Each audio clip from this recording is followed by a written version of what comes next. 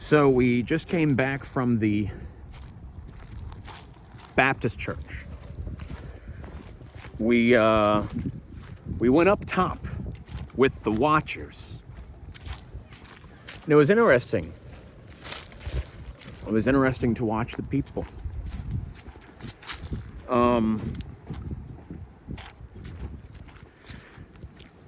It's popular to bash Catholics, or if not to bash them, just to highlight how they get it wrong. You Catholics, you following all these traditions instead of the Spirit of God.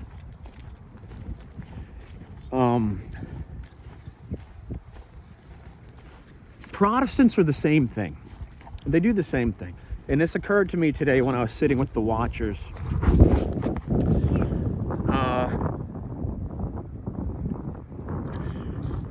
So, first of all, every single time we're asked to stand for worship.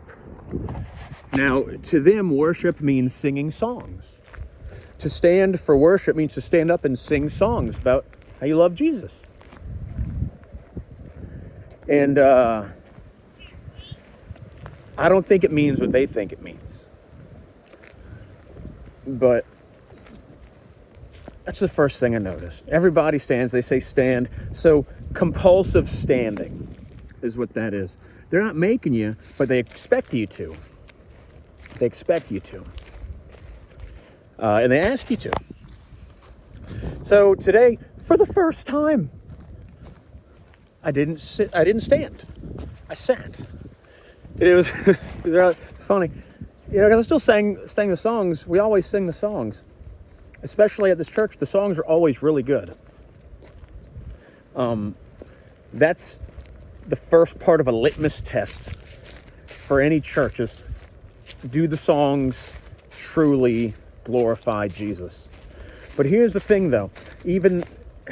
Before I get into that, I'll just say, as I was sitting, when the first song began, it had me powerfully singing that "Here I Stand." I thought that was funny. But then, you get into the theology, and it's all wrong. What does theology mean?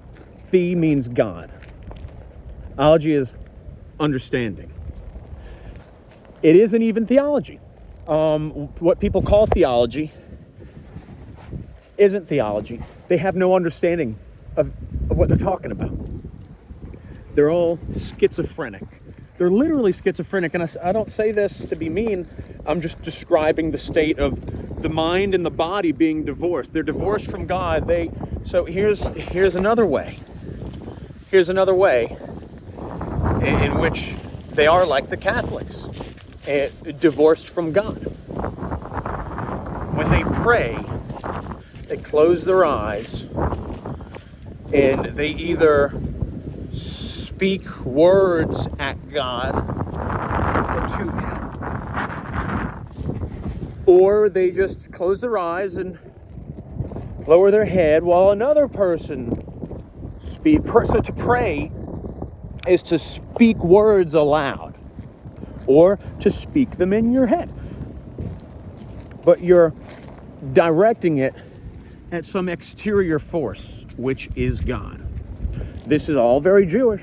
God is not out there. God's in here. Pray doesn't mean to speak. Prayer has nothing to do with communicating, actually. Look up the meaning of the word prayer. I forgot. So there are multiple words that were translated into pray or prayer. I forgot the most common one, but I mean, it is the most common by far. Look it up. We're talking about Greek, and it refers to the way you behave. To pray is not to say words. To pray is to be good. And you can, following God does boil down to being good, because the word good is the Old English word for God. Now you know that. The word good is the Old English word for God.